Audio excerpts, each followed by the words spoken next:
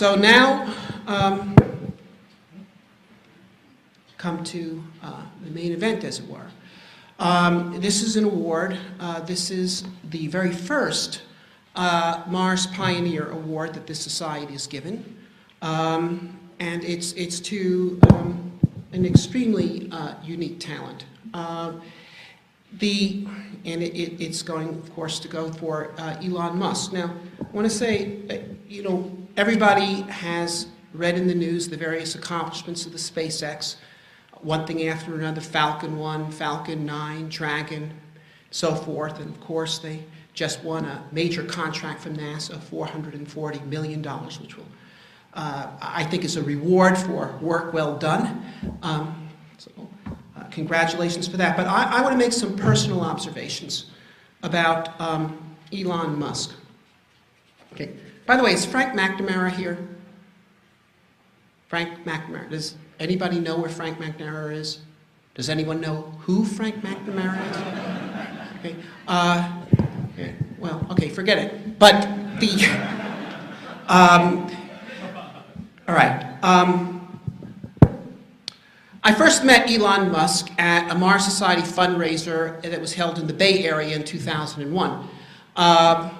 And it may seem strange to you, but in fact, prior to that event, I had not heard of Elon Musk, despite the fact that he was already at that time a very significant figure in Silicon Valley in that world, but I didn't live in that world, and I didn't know about him.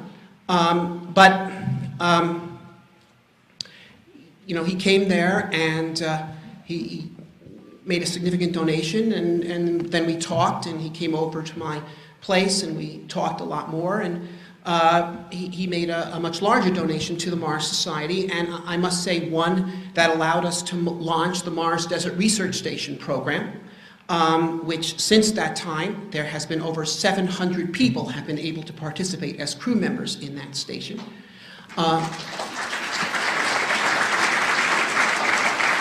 And which is now self-funding. But then he went off to, do his thing. And when I first heard that what he was going to try to do was build a rocket company and accomplish, cheap access to orbit on, his own money, I and a number of us who'd been around the block on this thing were frankly dismayed. Because we had heard the story before. There had been a succession of wealthy individuals who had made similar declarations and launched companies. Two of the most recent examples was the Beale Company, there was the Walt Anderson and the Rotary Rocket Company, before them there were Conestoga people, there was Kistler, and every single one of them had failed. In fact, none of them ever cleared the tower. This seemed to be another one of those things. But then a few years went by, and I had a chance to go on and visit Elon in his initial factory out in the LA area, not the same one he has now. This was considerably smaller, but he had gotten started. And it was apparent there's some things going on here that were very different from Walt Anderson or Beale. In the first place, by 2005 or so, which whenever this visit occurred, Elon knew a lot about rocketry. Okay? In fact, he knew everything about rocketry. In 2001, he had known nothing about rocketry. And by the way, and this really matters, because what these other fellas had done is thrown a chunk of their discretionary change at this and said, let's see if something happens. Well, nothing happened, I guess I'll give up. He didn't just throw his money into it, he threw himself into it. Okay? He learned the trade, he put his mind into it, he put his talent into it, he put his heart and soul into it, and he was working on it. And it was at that point that, it became clear to me that this could go in a significantly different way than the previous story. And then, of course, he actually started succeeding. Well, first with launches that didn't succeed, but at least they were launches, and then with launches that did succeed. And I must say also the fact that he persisted after several failures several obviously very expensive and daunting failures. And by the way, I got to tell you, because I build and test things, and you put a great deal of effort, and you put your resources into it, and you work on this, and work on this, work on this, and then it's finally time for the test, and the thing blows up, and boy, it's not a nice day. Okay, but then you have to try again. You got to stay in the game. You got to push on. These other people were quitters. He pushed on through the several failures to finally make the thing work, and then went and launched the Falcon 9, which was a serious launch vehicle. And I did a calculation of my own at that time. I did not have any inside knowledge about SpaceX, but I looked at the thing. I looked at what I knew about the size of his payroll and how long he'd been working. And I calculated that he had done this for a few $100 million. And this was a program that, in a conventional aerospace environment, would have cost a couple of $2 billion. And I wrote an op-ed in SpaceX, the new Sputnik, basically telling the aerospace industry, hey guys, you're being Sputnik'd here. And an analysis from SAIC wrote and says, no, you can't be right. They couldn't have done this for a couple of $100 million. It's absolutely impossible. This must have cost at least $2 billion. And then SpaceX corrected them. But that's the thing. I mean, to create this system, and then I went and visited him in his new place, and I saw this incredible company, and I saw how dynamic it was, and the kind of workforce that he created, and the team he had created, and he told me certain things, and some of the stuff I believed, and some of the stuff I didn't. But I just had to look at the people and look at what was going on that place, to know that he had put together a winning team, and these guys were winners, and ththese guys were serious, and this is extraordinary, and it's totally extraordinary what has gone on here, and there is something new under the sun here. And then finally, one more thing, well, two more things I have to say. This guy, he is living disproof of the materialist view of history. Okay, that is that all major things that happen are driven by economics, by greed. He may well make money in SpaceX, because this guy could make money doing anything. I mean, he's even making money with electric cars, which is just astonishing. Okay, but but he's not doing this to make money. Don't believe that for a minute. If he wanted to make money, he could have set up a dozen dot-coms and stuff between 2001 and now, that all of which would have made incredible amounts of money without him knocking his brains out trying to build rockets which sometimes blow up and really leave you feeling very unhappy, and and really going out in a lurch. And of course, he's doing well right now, but this is still a very risky business. He's exposed to technical failure. He's exposed to the political shifts that are beyond his control, to economic shifts, and to be right out there right now is doing that. This is not being motivated by profit. It will need to be sustained by profit in order for it to happen, but it's being motivated by an idea, and I'm sure we're going to hear from him, his view on that. But, I only know Elon a little bit from the outside. I've met him on several occasions, talked to him at some length a few times, but I think I know him on the inside, because I think I know what motivates him, and it's the same thing that motivates me, and I think the same thing that motivates most of us. That really wants to make something truly grand and necessary happen, and is willing to put himself on the line for that purpose. So it's my great honor to present the Mars Pioneer Award to Elon Musk, and before he comes up, I would like to show you the trophy.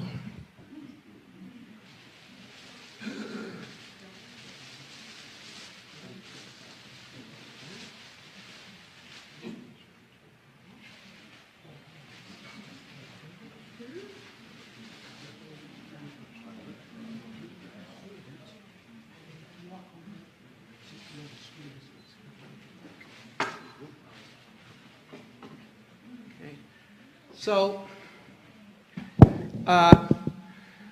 the symbolism here, I hope, is apparent. Okay. We have the planet Mars, and upon it, a possibly recognizable spacecraft, the Dragon. And that's the vision. And here is the man who is very much in this world, but not of it, Elon Musk, and I'd like to invite you all.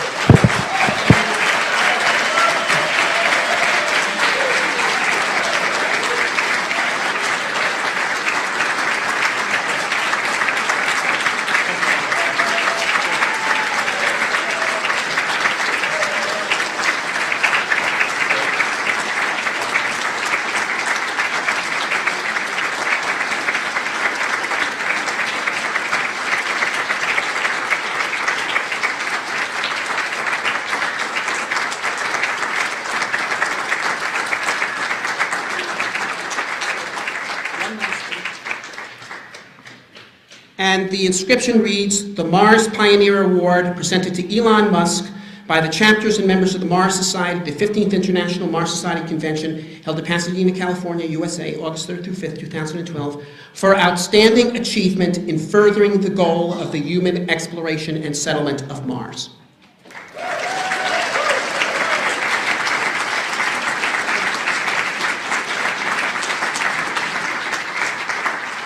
Thank you. All right, well, thank you very much for the award. Yeah, it's great to be before so many people who believe strongly in the establishment of life on Mars. I think my reasons for being interested in Mars and doing SpaceX are really that they come down to basically just two things. One, which the prior speaker was articulating, which is there's the defensive reason, in that if we are on more than one planet, the probable lifespan of human civilization and the light of consciousness as we know it is going to be far greater than if we are on one planet. So there's that defensive reason, that life insurance reason, and I think that's obviously a very important thing.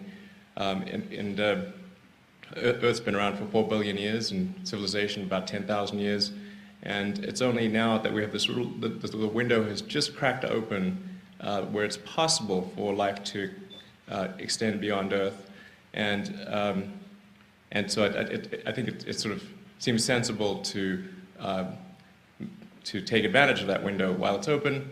Hopefully it will be open for a long time, but it could be open for a short time, and so we should take action, and that's sort of the defensive reason. It's not actually the reason that gets me most fired up about Mars. The thing that actually gets me the most excited about it is that I just think it's the grandest adventure I could possibly imagine. It's the most exciting thing. I couldn't think of anything more exciting and more fun and more inspiring for the future than to have a base on Mars. And it will be incredibly difficult, and probably lots of people will die, and terrible and great things will happen along the way, just as happened in the formation of the United States. But it'll be one of those things that is incredibly inspiring, and we must have inspiring things in the world. Life cannot just be about solving, this problem or that problem. There must be things that, when you wake up in the morning, you're glad to be alive. And that, I think, is, for me, the most important reason why we should pursue the establishment of life on Mars. Now, of course, I'm preaching to the converted here. I expect to hear few objections from this audience. I think really what matters is finding a way to do it. In fact, I'll give you a little bit of background on my genesis of how I got into space. Sort of started when I was in college. There were three areas that I thought would most affect the future of humanity, and space exploration, the extension of life beyond Earth, was one of those things. And I didn't ever expect to be involved in it because I thought it was the province of governments, and besides which it sort of seemed, at least 21, 22 years ago, that it was likely to occur because we went to the moon, and then of course the people were going to Mars and would be establishing a base on the moon, and there'd been eventually a base on Mars, and that sort of seemed like the natural progression of things. And then amazingly, it didn't happen. And I kept thinking, well, it's about to happen. And again, it just didn't happen. There's a Monty Python skit about this. Suddenly, nothing happened. Before you know it, nothing happened.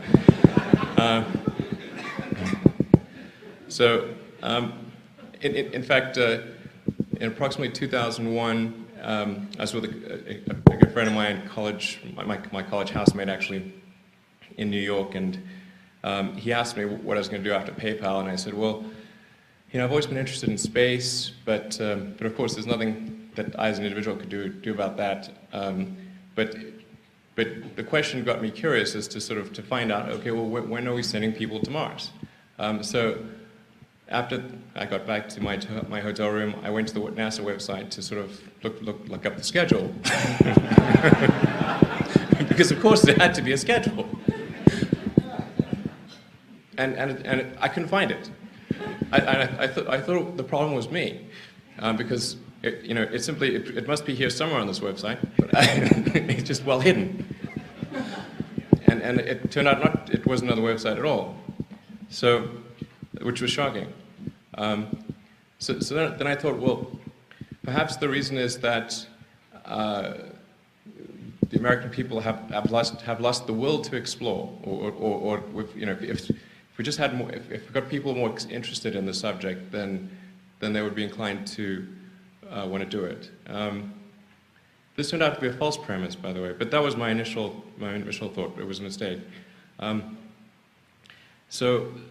At first I thought, well, perhaps if we can do a small philanthropic mission to Mars, something that would get the public excited, then that would result in a bigger budget for NASA, and then we could do exciting things and get the ball rolling again. And that's about the time that I started talking to Robert Zubrin and a few other people. And so initially, the thought was to send a small greenhouse to the surface of Mars with seasoned dehydrated nutrient gel. They would hydrate upon landing, and then you'd have this little greenhouse on the surface of Mars. And the public tends to be, as they should, interested in things that are precedents and superlatives. So this would be the furthest that life's ever traveled, the first life on Mars, and then you'd have this great money shot of green plants on a red background. So that would be.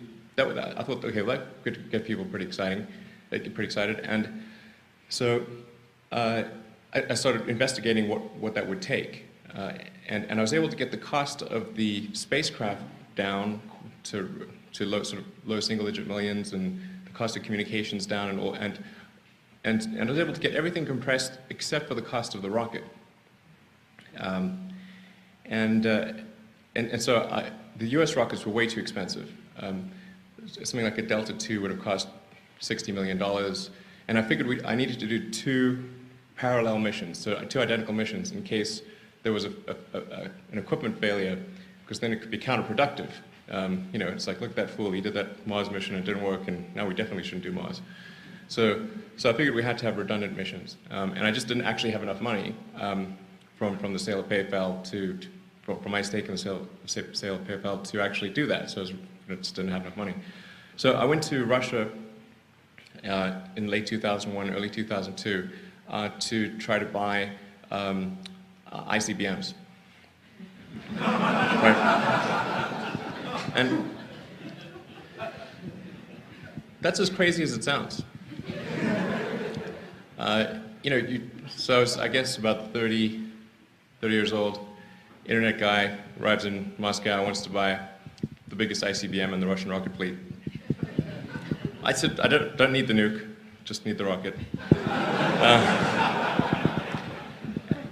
And they thought I was crazy, but then they also thought, well, he's got money, so that's. So I was able to actually negotiate a deal to buy a couple of Dneprs, now. At the end of all that, I decided not to conclude the deal. So I negotiated a price, but decided not to conclude the deal because after my third trip to Russia, that's about the time that I realized that my original premise was wrong. that it is in fact, we do not lack for will, particularly in the United States, perhaps the world as a whole, but particularly not the United States. It does not lack the will to explore, not in the least. In fact, the United States is a distillation of the human spirit of exploration. Almost everyone came here from, they came here from somewhere else. So you couldn't ask for a group of people that are more interested in exploring the frontier. And but if people do not think that there is any way to do it, if they don't think there's a means, then it's somewhat irrelevant. You're not going to bash your head against a brick wall if you're confident that your head will break before the wall will break. It's just not going to happen. So that's when I decided to start the rocket company, because it was clear that we'd not made advancements in rocket technology, and that was the reason that we hadn't made progress. The rocket technology was actually going worse. It was costing more and more to send things to space than in the past. So we had a negative technology curve, which is counterintuitive because we're so used to things in the consumer electronics realm and in everyday life improving. We sort of take it for granted, like as though things automatically improve. They do not automatically improve. They only improve with lots of effort and resources. You saw the graph, or the picture of the pyramids there. I mean, Egyptian civilization got to the point where it could create things like the Great Pyramid of Cheops, but then lost that ability and never got back there. Or Roman civilization went through a deep dark period. It's not a given that things improve. There has to be a forcing function. People have to do it. So anyway, so I started SpaceX, and I had many people try to convince me not to start the company. That really tried their best, and many of my closest friends. I mean, if there was anything they could have done to stop me from starting the rocket company, they would have done it. One good friend of mine compiled a footage of rocket failures and forced me to watch it. I said I'd seen them all. So it was certainly, but I think that they perhaps misunderstood the premise, because when I started SpaceX, it was not with the expectation of success. I thought that the most likely outcome was failure. But given that the thing I was going to do previously, which was the Mars greenhouse mission, I expected that would have 100% chance of 100% likelihood of losing all the money associated with it. So if a rocket company had less than 100% chance of losing all the money associated with it, and therefore was actually quite a bit less risky than the thing I'd been doing before. Anyway, so fortunately, things went reasonably well with SpaceX. Not in the beginning, because the first 3 launches of the Falcon 1 rocket that we did failed. And as Bob Zimmer was saying, it's not a good day when the rocket fails. The first rocket failed only, I mean, it impacted 60 seconds after liftoff, not far from the launch site. So me and the rest of the team spent all of that day picking up pieces of the rocket, which is a very sad thing. But we picked them up to sort of see if it would help figure out what went wrong. But fortunately, the 4th launch, we were able to reach orbit. That's a good thing. It's a good thing we were able to do that, because I had no more money left. So, yeah, to Lulu, my wife over there, she's witness to the 3rd and then the 4th launch.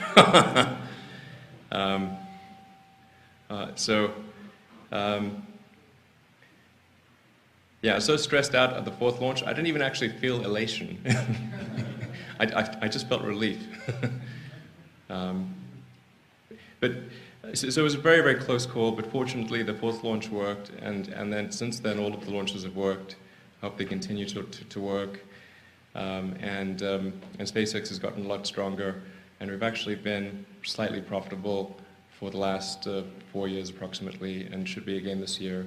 And the rockets now are much bigger, and we've got Falcon 9, which is about a £1 million thrust rocket, and we've got an upgraded version of Falcon 9 that's going to launch next year, which will be almost 1.5 million pounds of thrust, and then the Falcon Heavy, which will be over 4 million pounds of thrust, which is about 60% that of Saturn V. In fact, with 2 Falcon Heavy launches, you could actually send people back to the surface of the moon. Most people probably aren't quite aware of the scale of the rocket that we're building. And Falcon Heavy should launch probably around the end of next year, or certainly by early 2014 at the latest. And that I think will represent a significant improvement in rocket technology. And then very importantly, we're also working on reusability. Because if you really boil it down to the various, the crux of why don't we have a base on Mars, as I mentioned, there's rocket technology, but what really needs to be developed, the key invention that's necessary is a rapidly and completely reusable rocket. This is a very difficult thing to do on Earth, because Earth's gravity is quite high. It's right on the cusp of impossibility for such a thing for a chemical rocket. So if you take an expendable rocket, even after a lot of smart people are using advanced materials and really approaching the limits of engine efficiency and everything, you'll typically get 2 to 3% of your liftoff mass to orbit. That's for expendable rocket. Now if you say, well, we want to make it reusable, we want to bring it back to the launch site, it's got to survive the rigors of a re-entry, all the systems have to be capable of surviving multiple firings and thermal fatigue, and it's really, you add a lot of mass when that happens. And previously, when people have tried to make a reusable system, they found that they would get some portion of the way and then conclude that success was not one of the possible outcomes.